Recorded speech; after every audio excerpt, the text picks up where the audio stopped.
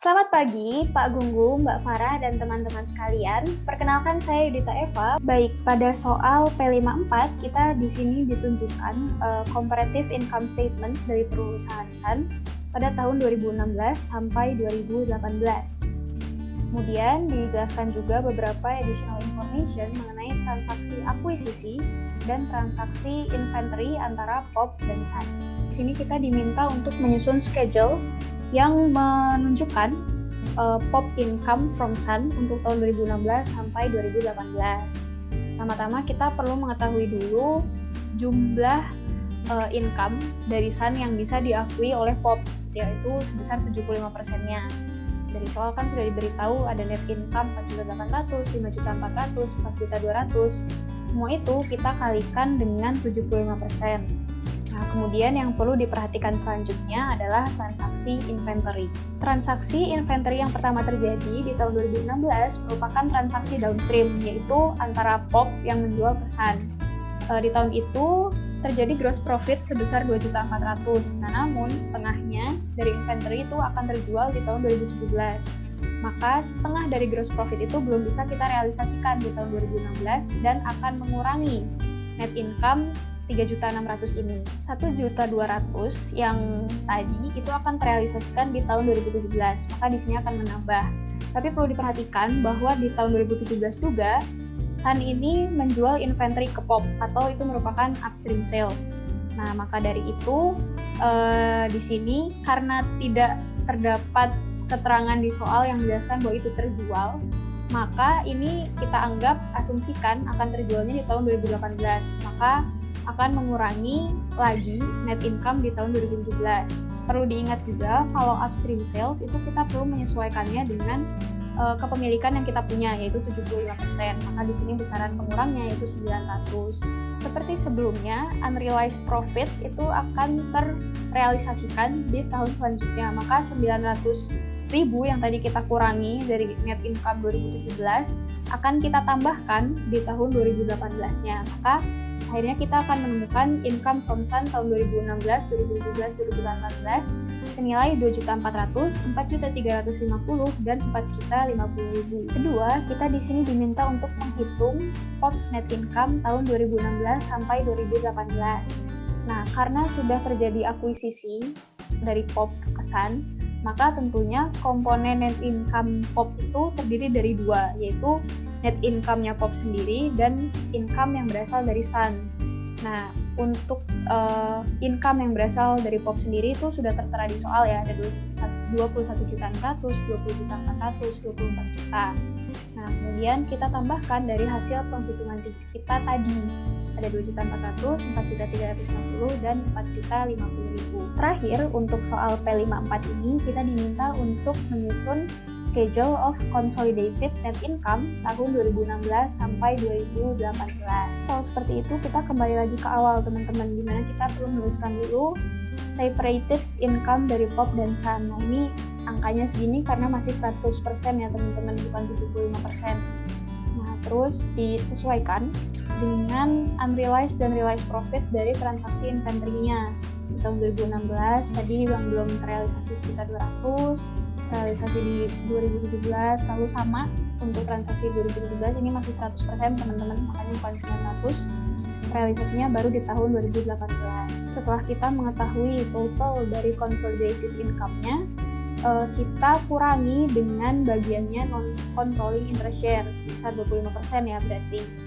Nah, di tahun 2016 ini 25% dikalikan dengan income from Sun tentunya 4.800.000. Lalu di 2017 ini income from Sun-nya dikurangi dengan unrealized profit dari ini sekitar 200. Lalu di 2018 4.200.000 ditambahkan dengan realized profit dari transaksi inventory di tahun sebelumnya. Maka akhirnya ditemukan nilai dari controlling share of net income di tahun 2016 sampai 2018 yaitu 24 juta, 24.750, dan 28.050.000. Kita lanjutkan ke soal yang kedua yaitu P56. Di sini lagi-lagi kita diharapkan pada soal mengenai transaksi akuisisi dan inventory antara perusahaan induk dan anak. Di sini perusahaan induknya adalah Epic, dan perusahaan anaknya yaitu Justin. Ditunjukkan juga trial balance tahun 2014 milik Epic dan Justin. Di soal ini kita diminta untuk menyusun consolidated income statements, retained earning statements, dan statement of financial position. Pertama, mari kita hitung dulu income from Justin-nya. Pertama, net income Justin yang bisa diakui oleh Epic itu kan hanya 90%-nya. 90% ini dikalikan dengan net income. Net income ditemukan dari sales, dikurangi dengan cost of sales, dikurangi dengan other expenses. Angka-angka ini bisa teman-teman temukan di trial balance pada soal. Untuk mengetahui realized profit dari inventory di tahun 2013 bisa 20% dikali 200.000 dikalikan dengan 90%. Karena ini upstream sales maka disesuaikan dengan kepemilikan saham. Selain itu di tahun 2014 Epic juga menjual inventory ke Justin, berarti dari induk ke anak atau downstream. Nah, dengan tahun itu yang masih remain, masih tersisa dan belum dapat direalisasikan, berarti itu sebesar 100.000 dan ada gross profit 10%. Maka di sini akan mengurangi ya. Maka akhirnya ditemukan income from Justin di tahun 2014 yaitu sebesar $746.000. Selanjutnya yang mau kita hitung yaitu non-controlling interest share. Nah, untuk net income ini angkanya tidak berbeda dengan yang sebelumnya milik Epic, hanya saja tadi 90%, sekarang 10% karena non-controlling interest. Kemudian realized profit yang bisa diakui di tahun 2014 itu kan hanya dari penjualan inventory yang tersisa di tahun 2013. Maka ditemukan non-controlling interest share di tahun 2014 yaitu senilai $84.000. Selanjutnya kita mencari angka adjustment investment in Justin. Nah, pertama dari investment in Justin initialnya dari soal di trial balance tadi ada 3.474 ditambahkan dengan income from Justin yang sudah kita hitung sebelumnya yaitu $746. Maka adjustment investment in Justin senilai $4.220. Angka selanjutnya yang kita cari yaitu beginning investment in Justin. Pengurang yang pertama yaitu dividen. Dividen ini yang bisa diakui oleh Epic kan 90%. Dari $100 ini juga dari soal. Maka ditambahkan $90. Kemudian tadi juga sudah dikurangi dengan unrealized profit. Ini angkanya dari sini teman-teman. Nah, untuk mencari beginningnya kita tambahkan lagi sehingga diketemui beginning investment in Justin di tahun 2014 itu $3.600.000. Angka terakhir yang kita cari yaitu goodwill. Fair value biasa caranya investment dibagi dengan kepemilikan sahamnya, $3.600.000 dibagi 90%, ketemu fair value-nya 4 juta. Lalu untuk identifiable net assets atau gampangnya stockholders equity itu 2.500.000 tambah 1.300.000 yaitu common stock ditambah retained earning dari soal. Temu 3.800.000 berarti selisihnya yang akan di-assign ke goodwill senilai $200.000. Jurnal pertama yang kita buat yaitu mendebit sales dan kredit cost of sales. Angka $8.000 ini didapatkan dari transaksi inventory di tahun 2014 pada soal. Kedua, di sini kita mendebit akun investment in Justin dan non-controlling interest serta mengkredit akun cost of sales. So, tadi kita hitungkan ada 36 untuk Epic, 4 untuk non-controlling interest, maka total cost of sales-nya menjadi $40. Ketiga ini kita mendebit akun cost of sales dan mengkredit akun inventory. Angkanya ini kita dapatkan dari sini.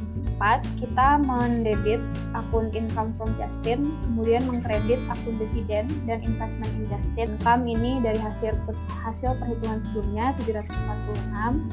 Kemudian dividen ini 90% miliknya Epic dari $100 dividen. Investment in Justin berarti selisihnya sebesar 656. 5, kita di sini mendebit akun non-controlling interest share dan mengkredit akun dividen dan non-controlling interest 84. Angkanya didapatkan dari perhitungan sebelumnya ya, dimana 10-nya itu berasal dari dividen dan sisanya dari non-controlling interest. Kita mendebit akun common stock, retained earnings, dan goodwill, dimana ini angka-angkanya berasal dari trial balance dan perhitungan sebelumnya. Kemudian investment in Justin dikredit itu dari beginning balance-nya, dan sisanya masuk ke non-controlling interest. Jurnal terakhir yang kita buat yaitu dengan mendebit akun dividends payable dan mengkredit akun dividends receivable. Dan $10 ini merupakan dividends yang bisa diakui oleh Epic, yaitu 90% dari $100. Sekarang bisa menyusun consolidated financial statement. Seperti biasa di sini kita menyalin dulu angka-angka dari trial balance untuk semua akun. Lalu kita memasukkan angka-angka dari adjustment dan elimination entries yang sudah kita susun sebelumnya. Akan ketemu kita controlling share of net income. Ini sesuai hasil perhitungan tadi, $2.746.000. Lalu retain earnings di akhir tahun 2014 di sini senilai $5.310. Kemudian untuk total asset dan liabilities serta stockholders equity di sini senilai $13.290.000. Sekian teman-teman hal yang bisa saya bagikan. Sampai jumpa di kesempatan lainnya.